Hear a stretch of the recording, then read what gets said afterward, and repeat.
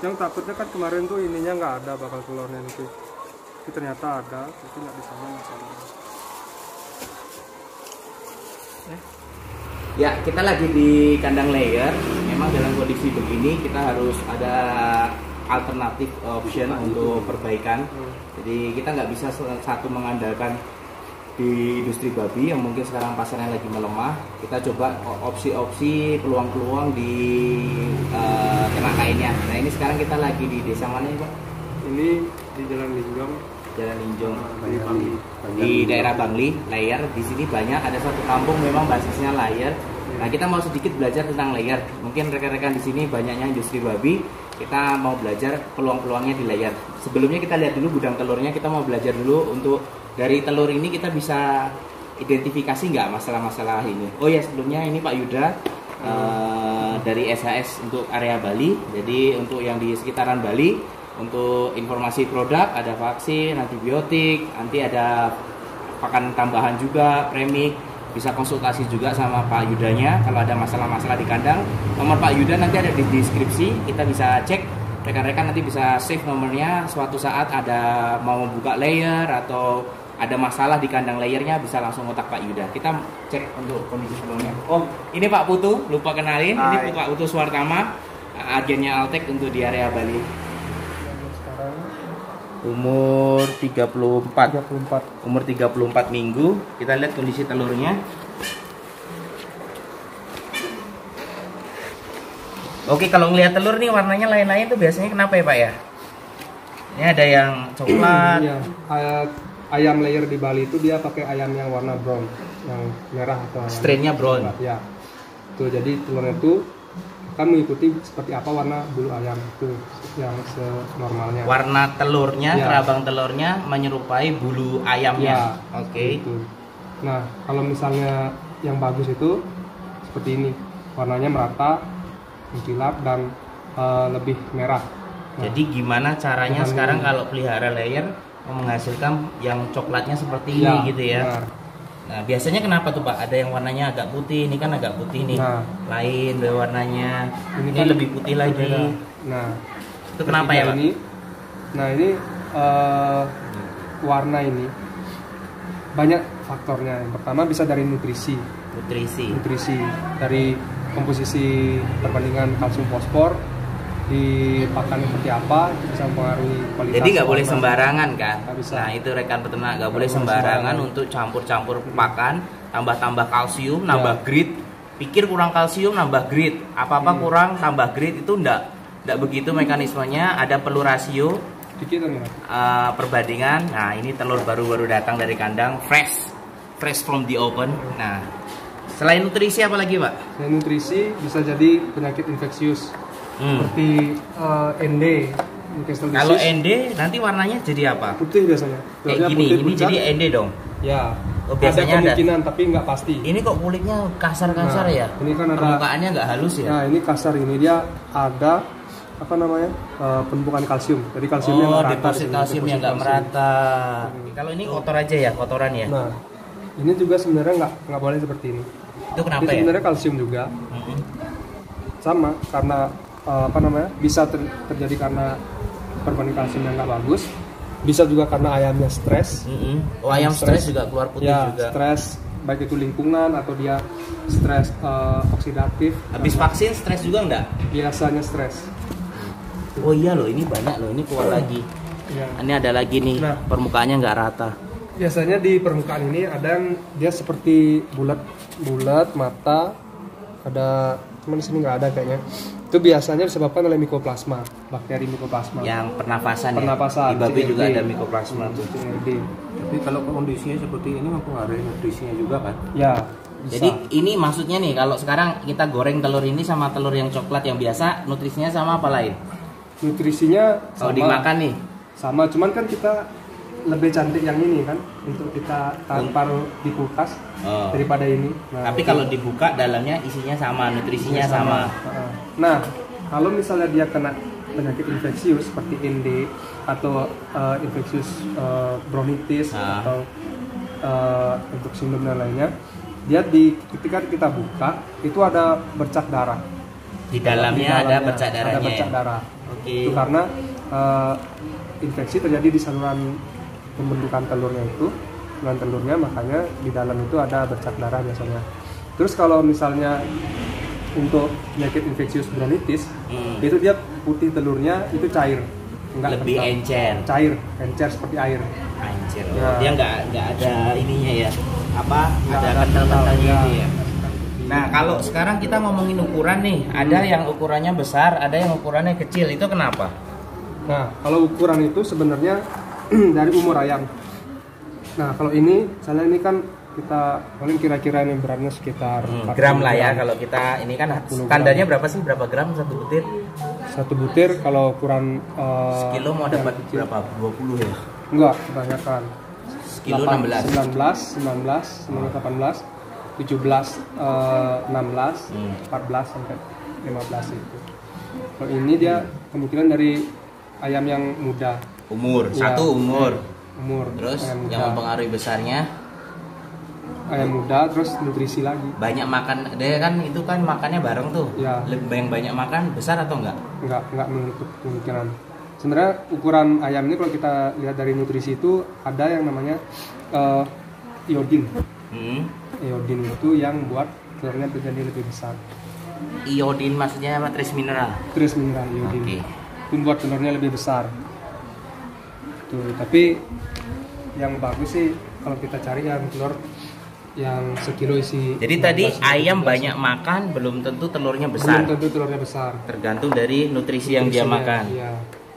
Oke. Nah, sekarang kita ke kandang, kita ngelihat desain kandangnya. Jadi ini desain kandang layer. Ada otomatis pemberian pakannya sih ada di belakang sana. Nanti videonya ada di potongan video. Nah, ini diberi makan satu kali. Oke Pak, untuk orang awam nih sekarang nih kalau di kandang, yang untuk indikator ayam saya ini sehat atau enggak tuh biasanya yang dilihat apa? Pertama kita lihat ini dia mau makan. Seperti ini kan dia makan semua. Kalau misalnya dia pakannya masih sisa, kita coba kita aduk-aduk pakannya. Jadi kita lihat waktu pemberian ngasih makannya Kan mulai semuanya harus keluar kepalanya ya, Ya. harus makan. Oke. Itu satu. Selanjutnya Selanjutnya kita lihat dari jangarnya. Nah, jangar ini yang bagus tuh merah dan dia berdiri ke atas. Ya, tegak ke atas merah. Tuh. Nah, terus jangar ini biasanya ada yang dia agak pucat. pucatnya, nah contoh yang pucat ada nggak ini? Ini sih nggak ada ya. Oh ini contoh normalnya ya. Jadi kalau warnanya pucatnya lebih ke pink. Pink. Oh pucatnya Pink. merahnya lebih rendah daripada ini arahnya pink. Oke. Terus biasanya ayamnya lemas, jangarnya turun. Nah, Jengger turun jadi Jengger bukan turun. genetik ya. Kalau Bukan. kita di babi kan ada Telinganya landrace, turun. jokser Ya, tuh telinga beda. turun naik. uh, Oh jadi kalau ayam harus berdiri. Harus berdiri. Oke. berdiri. Terus untuk di layer ya dia harus berdiri seperti itu. Terus kalau dia seperti itu, yang pertama mungkin dia mengalami heat stress. Oke. Yang kedua bisa jadi karena suplai oksigennya kurang yang diakibatkan dari tingginya kadar amonia. Oke, dari heat stress dulu. Apa yang bisa dibuat kalau heat stress? Kalau heat stress kita bisa lakukan dengan penyemprotan spray ini, Oh, sprayer. spray wap. Tapi itu harus kita cek dengan kelembapan. Kalau kelembapannya tinggi, tidak disarankan untuk melakukan sprayer. Untuk Dengan menurunkan amonia, menurunkan amonia, kita bersihkan ini. Apa namanya? kebersihan memang di babi juga kebersihan juga jadi kunci utama. Selain itu bisa kita pakai ini apa namanya? Probiotik. Probiotik dimasukkan dalam Dalam pakan pakan. atau air minum ya. Makan dan minum. Kasih antibiotik. Oke, ini kalau ini strainnya strain apa? Ini Kalau kalau ini nggak salah Lohman. Lohman ya. Ya.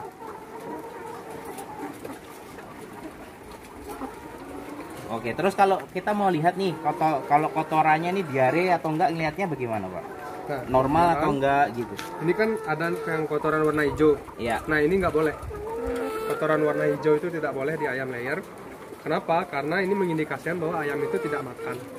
Ayam tidak makan, ayam tidak makan sama dengan sakit. Mm-mm.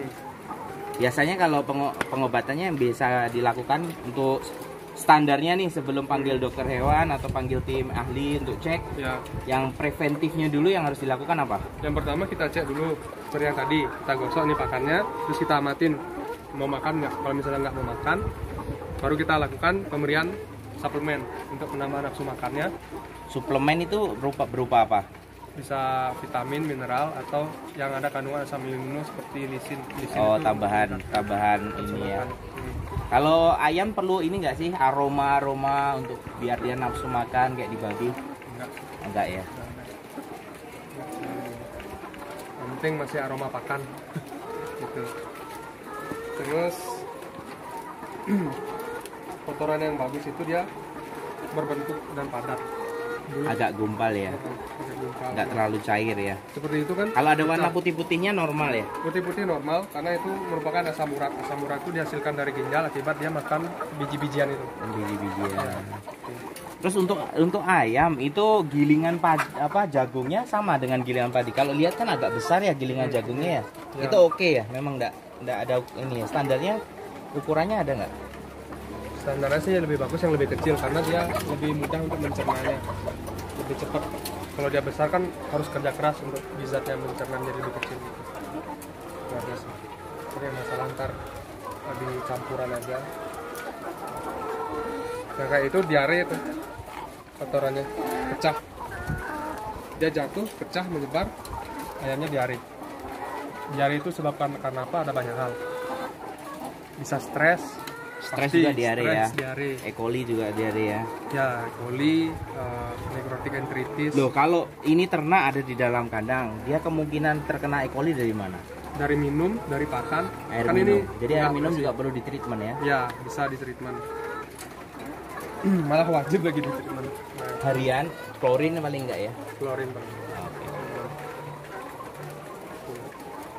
Oke, kalau ini kan kandang populasi 3.000 ya. Untuk 3.000 itu idealnya sehari dapat berapa butir?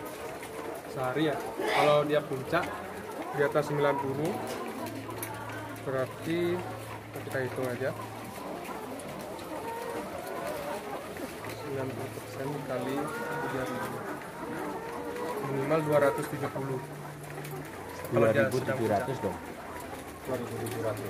2.700. Jadi puncak produksi itu umur berapa? Puncak produksi itu biasanya di angka 30 mingguan ke atas. 30 minggu, dia mulai bertelur 20 minggu. Ya. 20 minggu mulai bertelur, Kalau puncaknya umur 30. 30 harus dapat 90%. Ya, kalau ayamnya normal, jadi saat dia pembentukan masa puletnya itu normal, tidak punya sakit dan lain sebagainya, harusnya di umur 18 minggu sudah ada yang mulai bertelur. 18 bertelur, sampai 20 minggu lah kita bilang normal. Setelah lewat itu bilangnya nggak normal. Oke, terus masuk masa produksi puncaknya di umur 30 minggu. 30 minggu ke atas. 30 minggu harus masuk 90%. Ya. Jadi kalau 3.000 dapat 2.700 butir. Minimal bertahan 1 bulan lah. Puncak produksinya harus minimal 1 bulan. Sehari makan berapa gram per ekor per hari? Nah, itu tergantung strain. Tapi kalau kita ambil rata-ratanya sekitar 120. 120. Sehari dikasih berapa kali? Apanya? Berapa kali ngasih makan? 120 gram tuh. 120 gram itu dalam sehari. Tapi kita bagi bisa 3 hari. 3 kali, 4 kali. 4 kali. Lebih banyak lebih bagus atau enggak? Dibaginya? Dibaginya enggak ngaruh. Tidak terlalu. Ngasih makan pagi sama sore sama atau lain? Apanya? Ngasih makan di pagi hari sama di sore hari sama atau lain jumlahnya? Oh, sama. Jumlahnya sama. Dibagi aja.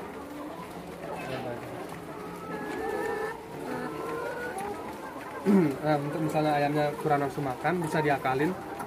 Jadi pakannya ini kita kocor pakai air. Tapi habis itu harus cepat habis ya, karena kalau nggak fermentasi ya. Jadi harus kasih air untuk paksa dia makan aja, tapi habis itu langsung harus dibersihin. Karena kalau enggak feedernya juga tumbuh jamur ya masalah baru lagi. Jadi nanti untuk treatment apa, vaksin apa yang harus dilakukan, program vaksin, program treatment selanjutnya, dan mungkin ada request apa yang mau ditanya silahkan drop di komen. Ada nomor Pak Yuda juga, nanti silahkan kontak langsung Pak Yuda kalau memang ada pertanyaan-pertanyaan. Jadi dari saya itu dulu, salam jaya peternak Indonesia. Yuk.